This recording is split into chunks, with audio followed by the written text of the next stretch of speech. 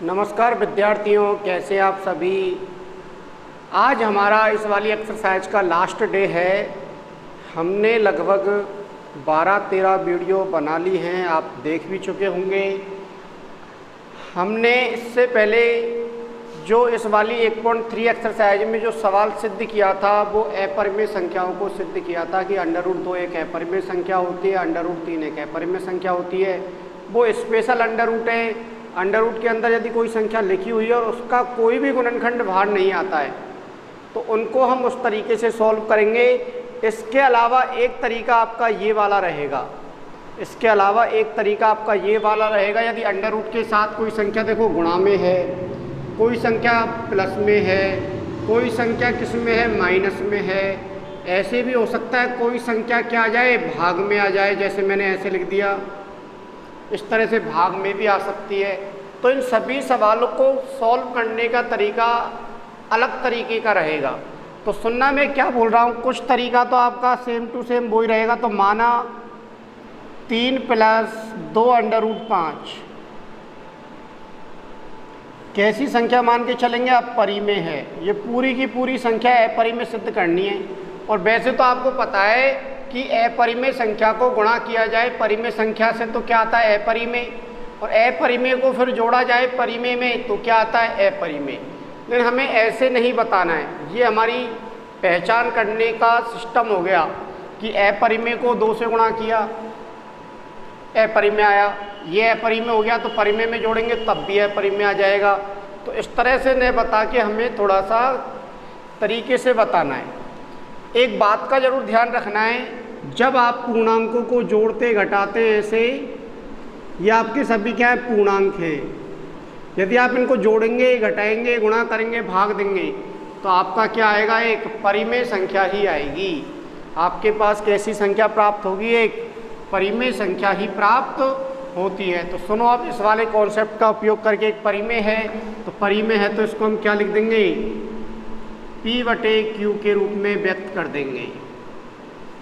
किसके रूप में व्यक्त कर देंगे, P/Q के रूप में। और Q का जो मान होगा वो 0 के बराबर नहीं होगा। इसके अलावा हमें यहाँ लिखना है, यहाँ Q0 बराबर 0 है तथा P, Q सह-अभाज्य पूर्णांक है।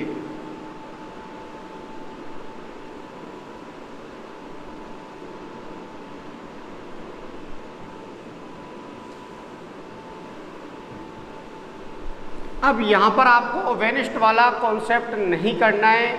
उससे हालांकि ओवेनिस्ट तो नहीं होगा कुछ भी, लेकिन हमें लिखने की ज़रूरत नहीं है क्योंकि हम उस वाले कॉन्सेप्ट से नहीं करेंगे सवाल को। अब ये बताइए, हमें एक काम करना है ऐसे सवालों में, और वो एक काम क्या रहेगा, एक ही पॉइंट बोल रहा हूँ मैं। ऐसे सवालों में हमें एक काम करना होता है, और वो काम क्या करना होता है कि अंडर रूट वाली संख्या एक तरफ रखनी है आपको एक पक्ष में, और बिना अंडर रूट वाली दूसरे पक्ष में रखनी है।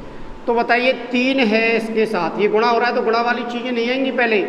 तो इस गुणा के साथ भी क्या आ रहा है, पहले प्लस का 3, इसको आप इधर लेके आइए तो किसका होगा बताइए, +3 को यदि आप इधर लेके आएंगे तो किसका हो जाएगा, माइनस का। अब आप लैसे लेंगे यहाँ पर, तो लैसे लीजिए। तो लैसे क्या आएगा, Q आएगा।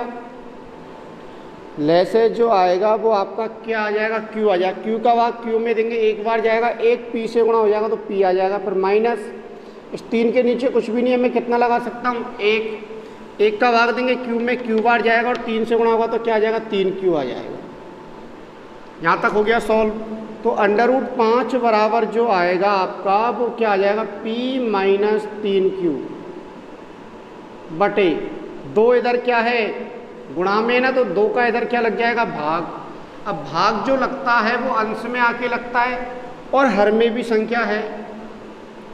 तो हर में संख्या है तो वो हर वाली संख्या से आके क्या हो जाएगा, गुणा हो जाएगा, नहीं 2 गुणा हो जाएगा आपका Q के साथ। अब बताइए P पूर्णांक है, Q पूर्णांक है, तो आप क्या लिख देंगे, यहाँ P, Q पूर्णांक है। और पूर्णांकों के जोड़ बाकी गुना भाग क्या होते हैं, परिमेय होते हैं। इसलिए इस पूरे का जो आंसर आएगा वो क्या आएगा, एक परी में आ जाएगा, इसलिए p माइनस 3q बटे 2q एक परी में होगा।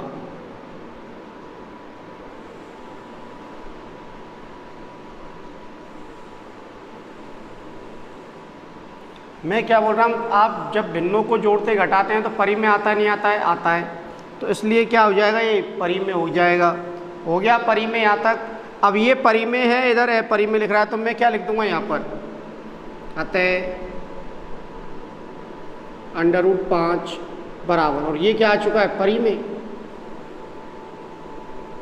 मैंने √5 बराबर इसके स्थान पर क्या लिख दिया, परी में संख्या लिख दी है एक बस। तो इस वाले समीकरण से क्या पता चल रहा है आपको कि √5 कैसी संख्या है, एक परी में संख्या है, तो आप लिख देंगे अतः √5 एक परी में बराबर लिख रहा है। मैंने बताया था पहले वाले सवाल में कि बराबर लिख रहा है, यानी कि इस वाले को ऐसे लिख सकते हैं, यानी √5 को परिमेय के रूप में लिख सकते हैं, यानी कि √5 एक परिमेय संख्या है।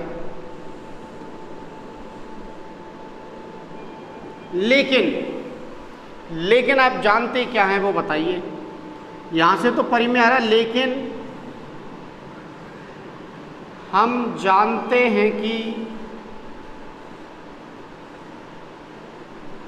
क्या जानते हो आप कि √5 एक अपरिमेय संख्या होती है।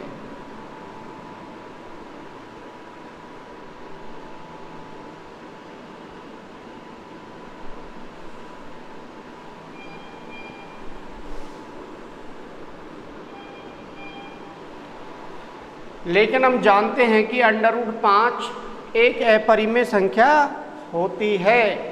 √5 कैसी संख्या होती है, एक अपरिमेय संख्या होती है। अतः यहाँ विरोधाभास हो रहा है नहीं हो रहा है, अतः यहाँ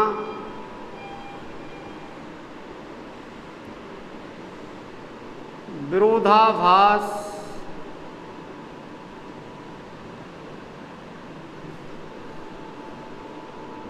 हो रहा है। अतः यहाँ क्या हो रहा है, विरोधाभास हो रहा है। विरोधाभास होता है तो क्या लिख देंगे आप, अतः हमारी पूर्व परिकल्पना गलत है। पूर्व परिकल्पना क्या गलत है कि आपने क्या माना था, इसको परिमेय माना था, ये गलत हो गया। इसलिए अतः 3 + 2 √5 एक अपरिमेय संख्या है। जब विरोधाभासी हो गया तो हमारी पूर्व परिकल्पना क्या हो जाएगी, गलत, और गलत होते ही वो संख्या क्या बन जाएगी आपकी, परिमेय मान के चले थे आप, तो वो संख्या क्या हो जाएगी आपकी, अपरिमेय। तो सभी सवालों में आपको ये काम करना है, इन सभी सवालों में अंडर वाला भाग एक तरफ, बिना अंडर वाला भाग दूसरी तरफ। अब सुनिए एक और सवाल जो है हमारा, वो और समझना हमें, आपकी किताब का ही सवाल है, वो भी, ये भी बुक का सवाल है। सुनना, ये जो सवाल बता रहा हूँ मैं आपकी बुक के ही हैं, इसके अलावा मैंने अलग से एग्जाम्पल दे दिए हैं। अब सुनना ध्यान से, एक और सवाल है आपका दूसरे या तीसरे सवाल का, मैं बताता हूँ आपको कौन से सवाल का है। देखिए तीसरे का है, ये दूसरा सवाल था अभी, ये कौन सा प्रश्न था, दूसरा। अब तीसरे प्रश्न में 3 प्रश्न हैं, तो उनमें से एक सवाल अलग है और 2 सवाल जो दे रखे हैं, दूसरा और तीसरा। तीसरे सवाल में 2 सवाल हैं, वो तो इस जैसे हो जाएंगे, लेकिन एक पहला सवाल है तीसरे का। तीसरे का पहला सवाल है कि 1/√2 को सिद्ध करना है आपको। तो इसको हम 2 तरीके से कर सकते हैं सॉल्व। कैसे, सुनना ध्यान से।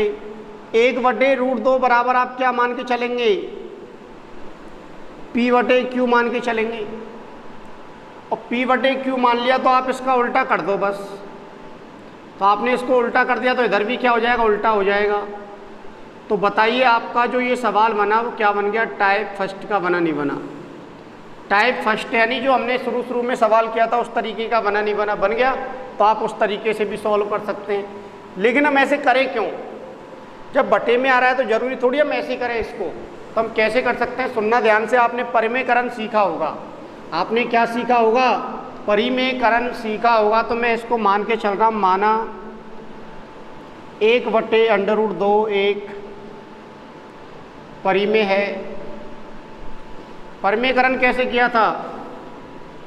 परिमेयकरण का मतलब ये होता है कि जब हर में अंडर रूट आ जाता है तो हर की संयुग्मी से अंश और हर को क्या करते हैं? हम गुणा करते हैं। हर में अंडर रूट आ रहा है, नहीं आ रहा है, तो हर की संयुग्मी से अंश और हर को क्या कर देंगे? इसको गुणा। अब पहली बात तो ये परिमेय माना है, तो इसको हम क्या लिख देंगे?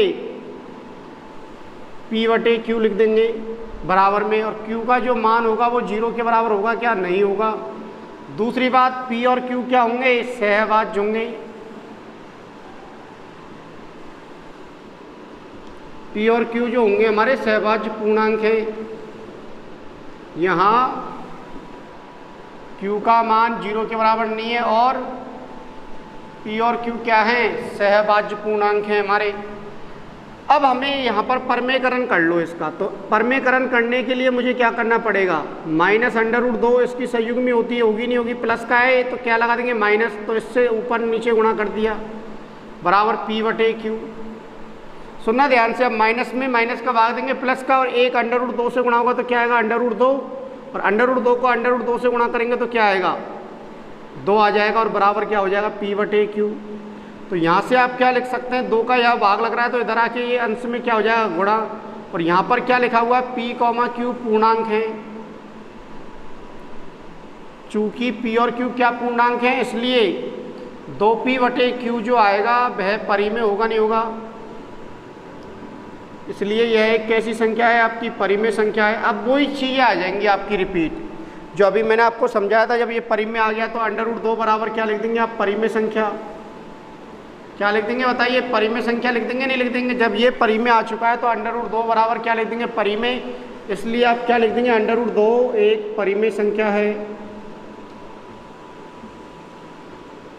√2 एक क्या है? आपकी परिमेय संख्या है। लेकिन हम क्या जानते हैं? हम जानते हैं कि √2 एक अपरिमेय संख्या होती है। सेम सवाल हो गया। अब ये क्या हो गया? हमारा सेम सवाल हो गया। अब हम क्या जानते हैं? लेकिन √2 एक अपरिमेय संख्या होती है, ये हम जानते हैं। और आ क्या रहा है? √2 एक परिमेय संख्या है। तो विरोधाभास हो रहा है, नहीं हो रहा है? तो यहाँ क्या हो रहा है? विरोधाभास हो रहा है। विरोधाभास हो रहा है। और जब ये विरोधाभास हो रहा है, इसलिए हमारी पूर्व परिकल्पना क्या हो गई? गलत हो गई। हमारी पूर्व परिकल्पना क्या हो जाएगी? गलत हो जाएगी। इसलिए 1/√2 जो होगा एक क्या हो जाएगा? एक अपरिमेय है।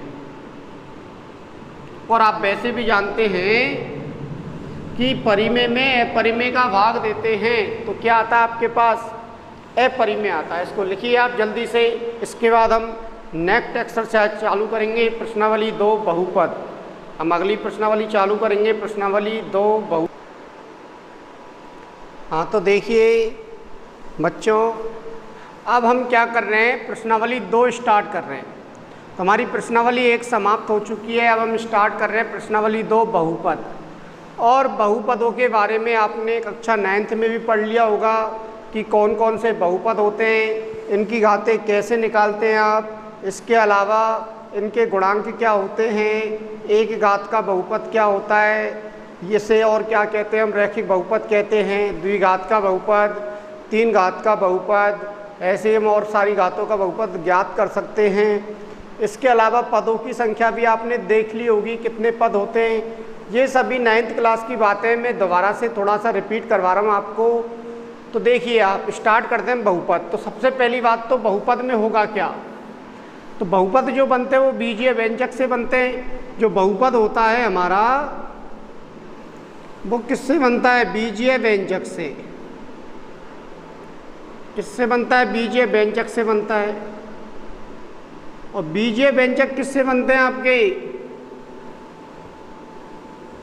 चर से और अचर से। अचर और चर राशि से, ये अचर राशि होगी या अचर राशि होगी। दूसरी बात, चर राशियों में क्या आता है, एक्स वाई जेड आदि आते। अचर राशियों में क्या आता है, हमारी संख्याएं आती हैं। अचर राशियों में क्या आ जाएंगी, हमारी संख्याएं। इनको भी हम इनमें से ही किसी से दर्शा सकते हैं, starting A B C D P, इस तरह से हम दर्शा सकते हैं। इसके अलावा जो बहुपद होता है उसको हम किन किन से, p of x, g of x, r of x, s of x, इसके अलावा p of y, q of y, g of y, इस तरह से। इसका मतलब क्या है, ये लिखा हुआ है, ये सिंबल लिखा हुआ है हमारा, जैसे पी ऑफ एक्स लिखा हुआ है। इसका मतलब क्या है, पी का मतलब होता है पोलोनोमियल।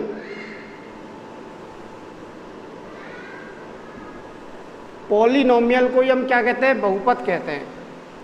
लेकिन हमें यहाँ पर और सिंबल भी यूज करने लग गए, लेकिन पी ऑफ एक्स से दर्शाते हैं ज़्यादातर हम बहुपदों को।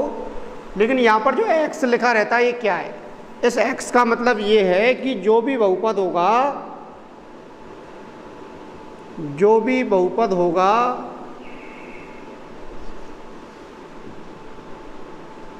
उसमें केवल एक्स चर राशि होगी। यानी हमारा जो भी बहुपद होगा उसमें कौन सी चर राशि होगी, एक्स चर राशि होगी। पी ऑफ वाई का मतलब क्या, उसमें केवल वाई चर राशि होगी। इसके बाद पढ़ते हम बहुपद बनता कैसे, बीजीय व्यंजकों से बनता है। अब बीजीय व्यंजक क्या होते हैं, बीजीय व्यंजक किससे बनते हैं, चर और अचर से मिलकर बनते हैं। तो यहाँ पर हम पढ़ते हैं पहले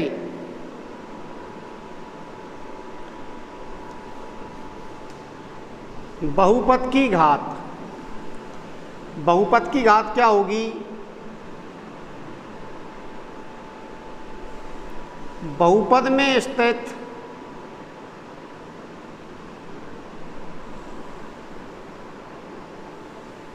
बहुपद में क्या स्थित होते हैं, चर राशियां। तो बहुपद में स्थित चर राशि की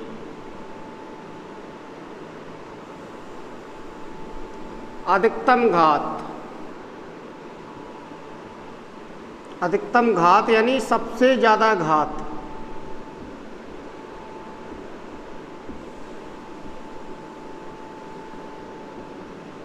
बहुपद की घात कहलाती है।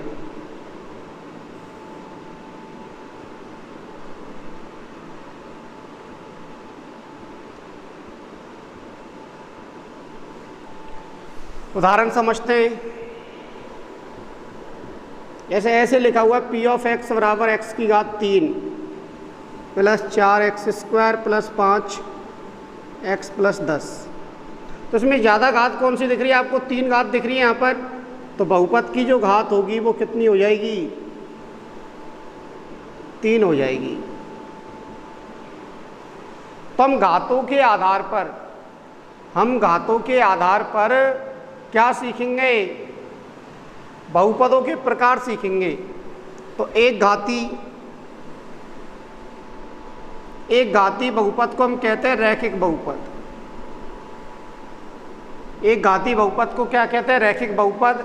इसमें क्या होगा, केवल एक घात होगी, चर राशि की अधिकतम घात कितनी होगी, केवल एक। तो उसको कहेंगे हम रैखिक बहुपद। अब रैखिक क्यों कहते हैं, यदि आप इसका ग्राफ बनाते हैं, जैसे उदाहरण समझ लो, पी ऑफ एक्स बराबर लिख दिया मैंने 2x प्लस 6, और लिख दिया मैंने पी ऑफ एक्स बराबर x माइनस 4। तो आप देख रहे हैं इसमें जो चर राशि आ रही है उनमें सभी में चर राशि की घात कितनी है, 1 है। 1 से ज़्यादा नहीं होगी, नहीं 1 से क्या होगी, कम, 1 ही रहेगी। तो वो कहलाएगा आपका रैखिक बहुपद। अब रैखिक क्यों कहते हैं, या एक घाती को रैखिक क्यों कहते हैं, क्योंकि यदि आप इसका ग्राफ बनाएंगे तो हमें एक सरल रेखा प्राप्त होती है। ग्राफ बनाने पर आपने बनाए होंगे कक्षा 8 में, कक्षा 9 में, ग्राफ बनाने पर एक सरल रेखा प्राप्त होती है।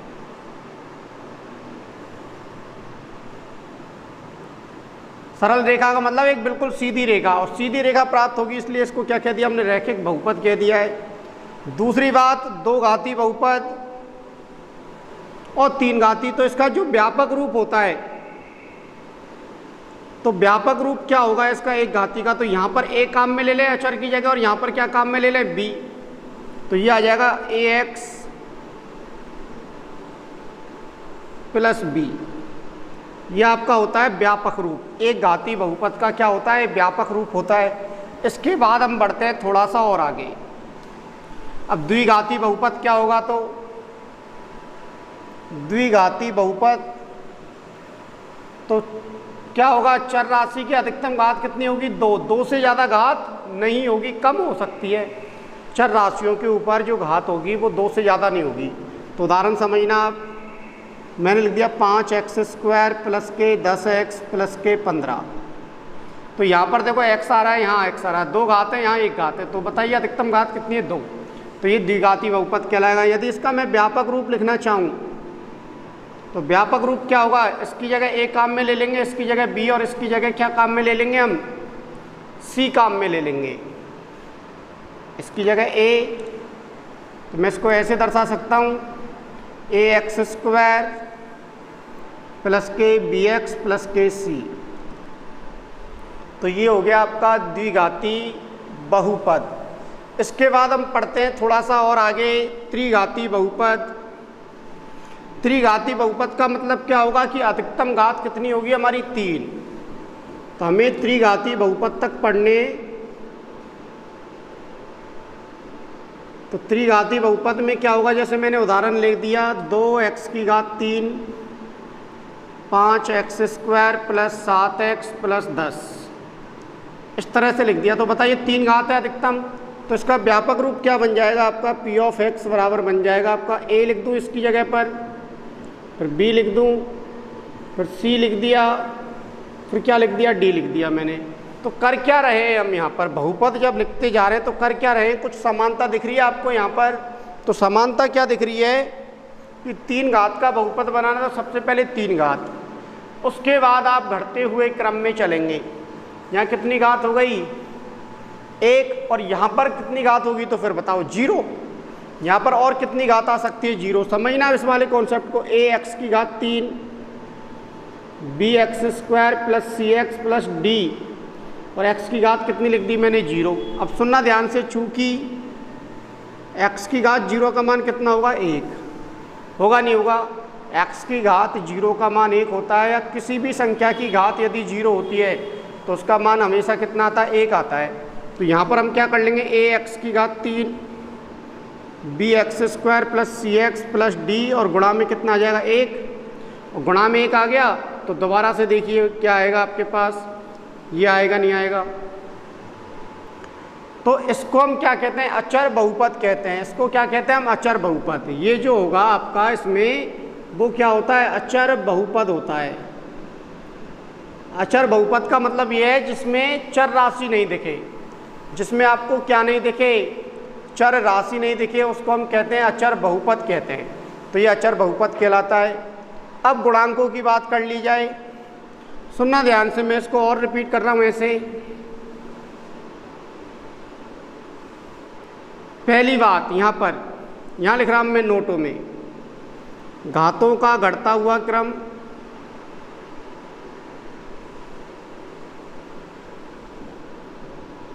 हमें जब भी बहुपद लिखना होगा वो घातों के घटते हुए क्रम में लिखना होगा। दूसरी बात, घात क्या हो सकती है? 0 हो सकती है, ऋणात्मक नहीं होगी, धनात्मक हो सकती है, लेकिन भिन्न होगी क्या? भिन्न नहीं होगी घात में। दशमलव होगा क्या? दशमलव नहीं होगा। रूट होगा क्या? नहीं होगा। यानी घात में 0 देख सकते हो आप, माइनस की संख्या नहीं देखेंगे, धनात्मक संख्या देख सकते हो, भिन्न नहीं देखेंगे, दशमलव नहीं देखेंगे, अंडर रूट नहीं देखेंगे। तो क्या क्या देख सकते हैं? 0 देख सकते हैं और धनात्मक संख्या देख सकते हैं। इसका मतलब मैं क्या लिख सकता हूँ? यहाँ पर जो घात होती है वो कैसी संख्या होगी? हमेशा एक पूर्ण संख्या होगी। घात जो होगी वो हमारी कैसी संख्या हो जाएगी? पूर्ण संख्या हो जाएगी। यदि घात पूर्ण संख्या है तभी वो क्या होगा? बहुपद होगा। तो मैं यहाँ लिख देता हूँ, यदि घात पूर्ण संख्या है तो बहुपद होगा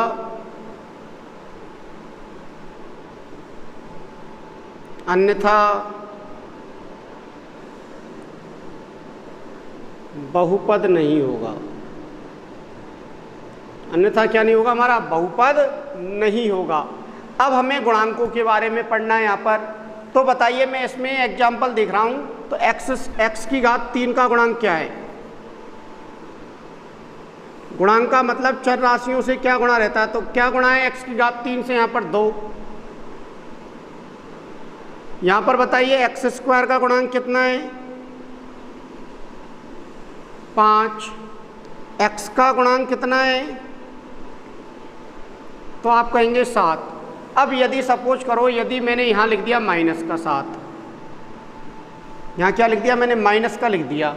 तो माइनस का लिख दिया तब क्या हो जाएगा? x का गुणांक जो होगा वो प्लस का न रह के क्या आ जाएगा?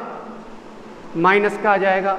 यानी आपको चिन्ह भी देखने, x के साथ यदि कोई माइनस की संख्या गुणा हो रही है तो वो क्या हो जाएगा? हमारा माइनस गुणांक हो जाएगा।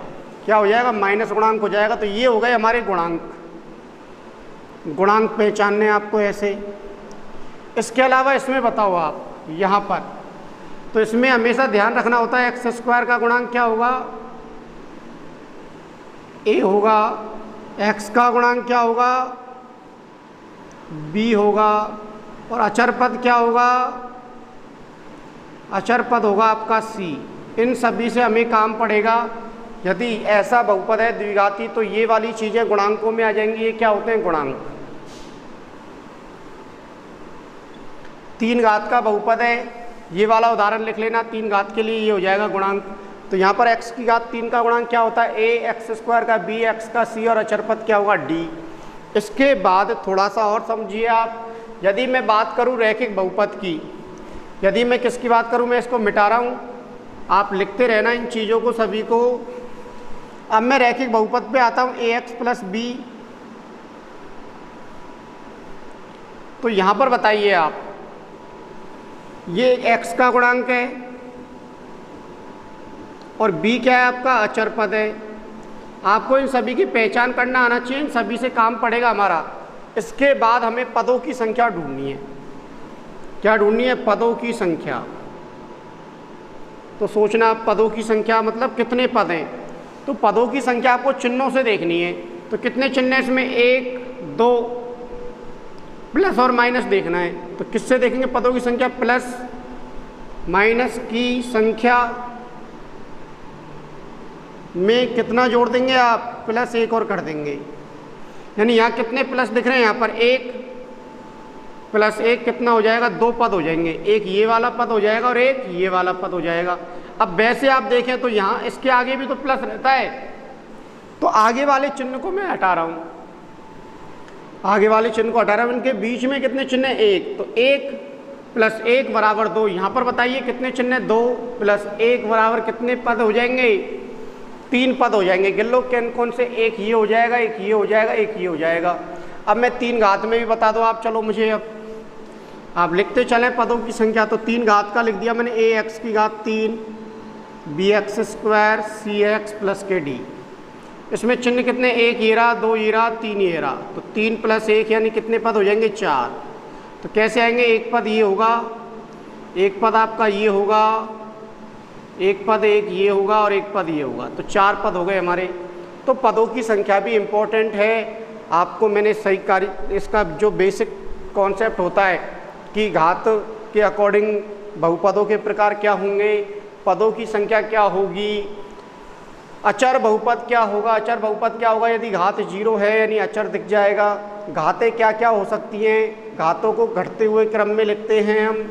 इसके अलावा गुणांक क्या क्या होते हैं एक घाती बहुपद में, द्विघाती बहुपद में, 3 घाती बहुपद में, इनके व्यापक रूप क्या होते हैं। ये सभी चीज़ें हमारी जो हैं वो कक्षा 9th तक हैं।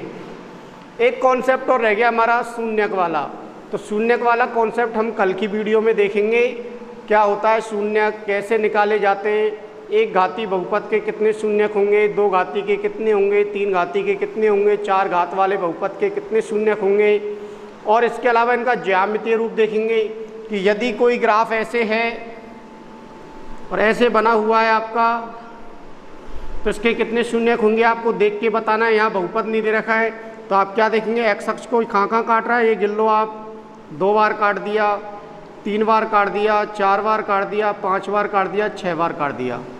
तो कोई भी ग्राफ जो है वो एक्स अक्ष को जितनी बार काटता है उसके उतने ही शून्यक होते हैं। तो आज के लिए बस इतना ही, कलम और थोड़ा आगे बढ़ेंगे इसमें, बस इतना ही आज के लिए।